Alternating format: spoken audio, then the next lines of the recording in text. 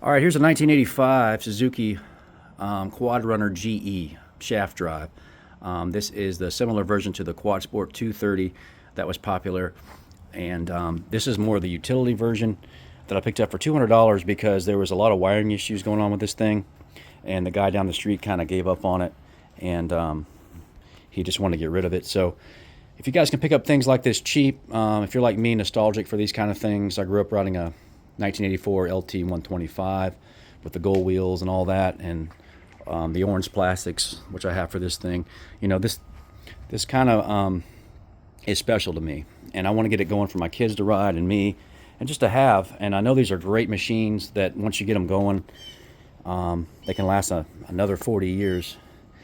But the thing is, this one had a lot of wiring issues, and I'm going to kind of show you guys how I kind of get things back to original. I try to get things back to the way Suzuki designed these things and used the original wiring and stuff, because they designed them really well, and I'm not good enough to do any hack jobs to improve the wiring. So I'm kind of going to show you how I go about getting a cheap four-wheeler that's, you know, been messed with by either rats getting in there and having a field day chewing wires, and or people getting in there and trying to splice wires to get these things going, and then they give up and they just sit. So with that, I'm going to kind of show you the process I did. I've got this thing cranking over now, and I've got a good spark. So I'm going to show you the process I use for this thing. Okay, spread across the tires here, as you can see, this is the wiring harness that was on this four-wheeler when I bought it. And this wiring harness is easy to get off. It's really just kind of tied to the frame with wire ties, and it runs along the front of the four-wheeler, and it goes all the way to the back.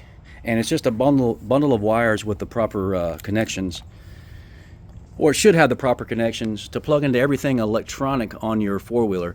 So this 1985 GE actually had, you know, a battery and electric start that I want to use.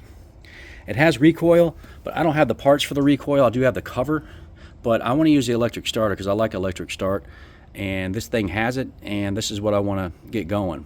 So, but the issue I ran into, I actually went down the street and helped this guy because he had a no spark issue or something going on. He said it ran when he got it, but I didn't really see it running, but he had a no spark issue. But as you can see, this is not original. This is, I think the previous owner before this guy bought it put this on here. Now, maybe they understood that, you know, the orange wire, and as you get into orange and red, and they've kind of hot wired this thing to where they turn the switch and this thing would crank over, I think. But it never worked when I was down there helping this guy.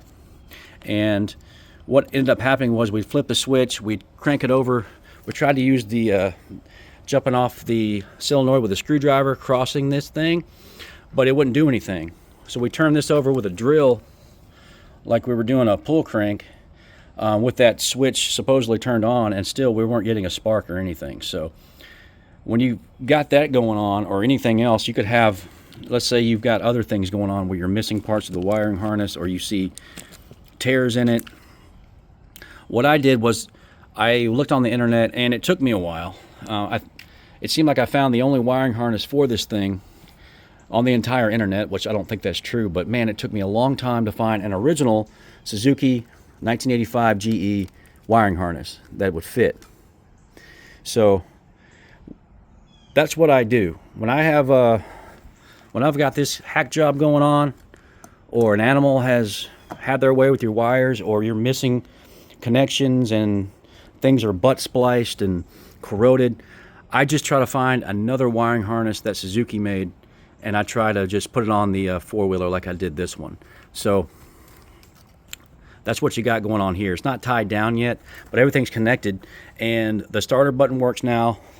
My neutral lights come on and everything, so reverse light works, and it turns over. And now, after this will be another video, but I've got a good spark, because when I got the new harness on there, I started checking other things to see what issues I had. But I had to start with getting the wiring right, and the easy thing for me was to get a new harness. So I took this stuff off of here, and then I put that on there.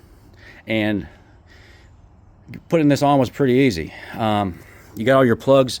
There was plugs on this one, so you've got your plugs here, yellow to yellow. Then you're getting easier, because if you'll notice, wires are different here. Well, they're the same on this, but you're not really messing with colors of wires. You're looking at the colors of the connectors, which, man, I like that because I'm not really good at this stuff. So I plug this into this. This goes to my starter button and the kill switch and the lights. Turn the lights or low and high beam on the lights. Your light connections here, and I have the original headlight.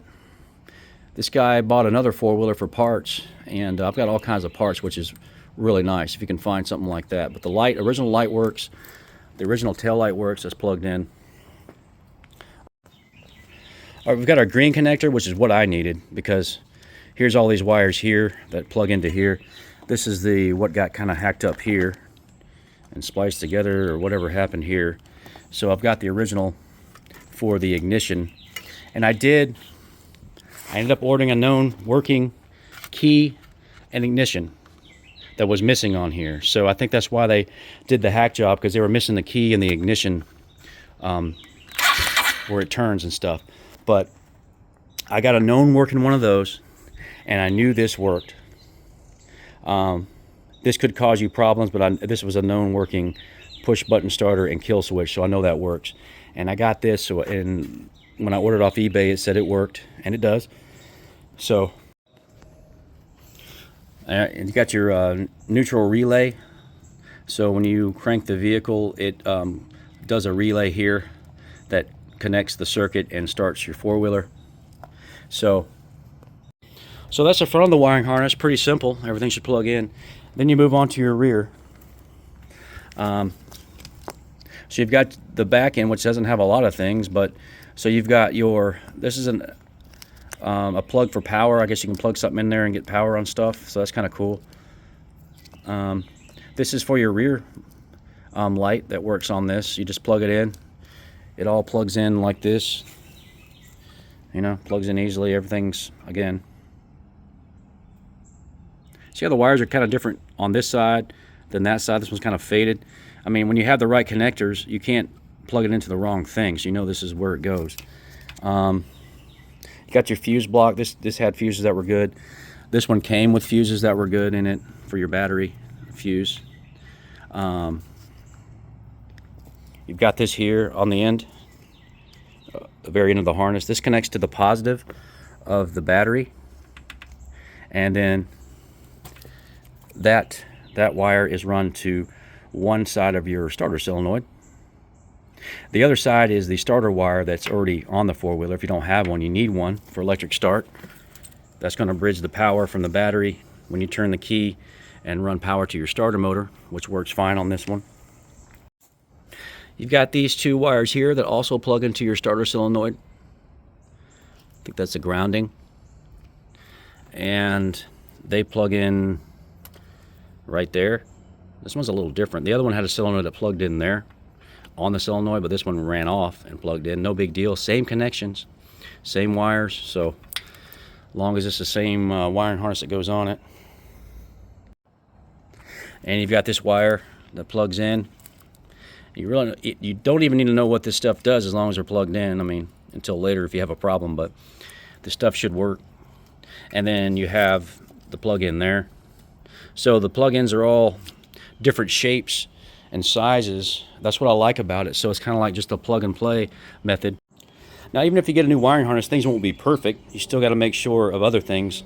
So when I put the new harness on this thing, got everything plugged in, I turned the key on, I got no neutral light, but I got reverse. So on this one, there is a plug on the new harness, or on the wiring harness. This plug here actually goes to your neutral switch to light up your neutral light. So again, that plugs in on this one, like right here, which is cool, but on this one it was broken. So it would kind of like it had a bad ground. Sometimes the neutral will come on when I pulled the reverse lever just right, but then come to find out the other end where this wiring harness plugs in, and there was a break here. So I did a quick butt connection to make sure it would work. That'll work for now. And then when I turn the key on, the neutral light comes on. And real quick, So these other wires you're seeing on here are not part of a wiring harness that you get. This is your stator wires. So pulse coil that tells the spark plug when to spark, the power coil which generates power for your spark plug, and your charging coil which runs to your rectifier and charges your battery. So that's separate, and that plugs in. This comes out of the side of the engine and plugs in here, and this stuff connects and runs to your CDI box, which is right here. I'm not sure if you noticed, but when I turn the key, this thing cranks over.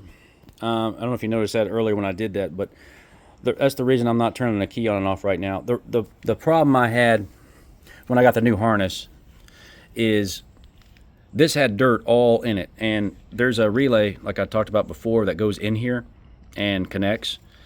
So it's got power to one side, and when you push the starter button, it connects and sends power to the starter. But there was dirt all in there, and the other relay wasn't working because I put everything on, got the neutral light, and then I pushed the button, nothing happened. I took the relay out and took the relay from the old harness and stuck in there, and it worked for a little bit. But the thing is, I didn't clean it out very good, and I think there's dirt all pushed down in there, and it's not getting a good connection. So I've kind of bridged what the relay would do with a wire, or I think it's a 1/2-inch staple. Stuck it down in there really good so it makes a connection. And then when I turn the key, everything cranks. But I'm going to have to either, I don't want to, but put the other box from the old wiring harness spliced onto here, or get that cleaned out really good. Right now it's just doesn't have a good connection. I've done tests on this, and this is a good relay, it seems, but it's just not getting what it needs done inside of here. So if you get a new harness, or you're having a problem, you've got everything else kind of hooked up, you got your neutral light, and you push your button, nothing happens, it may not be a problem with your push button or anything else. It may just be the relay. And one way you can do that is, if it's this specific ATV with this connector on the top, you just bridge this side right here and stick it in there and see if you get power when you turn the key on. Just a quick tip there, but I can do another video on the relay and testing that. But anyway, so I'm not really interested in buying a new four-wheeler or an ATV. Things are so expensive now, and back in the 80s and 90s, I mean, they made great ATVs, and I'm excited. I really like the older, simpler ATVs, and so, but when you find these things, they usually have some kind of wiring issue. So if you need to, just get a new wiring harness. I mean, they're sometimes they're hard to find, but they're worth the effort of digging around on the internet and finding something that's original and that plugs into your machine. I hope this helped you, and I'm going to do a build on this thing and get it back running again. So the next videos will be about the CDI issue I had, a bad CDI, which is not very common, but it was on mine. I'm going to show you how I diagnosed that and got that working. But anyway, y'all have a good one. I'll be back with more.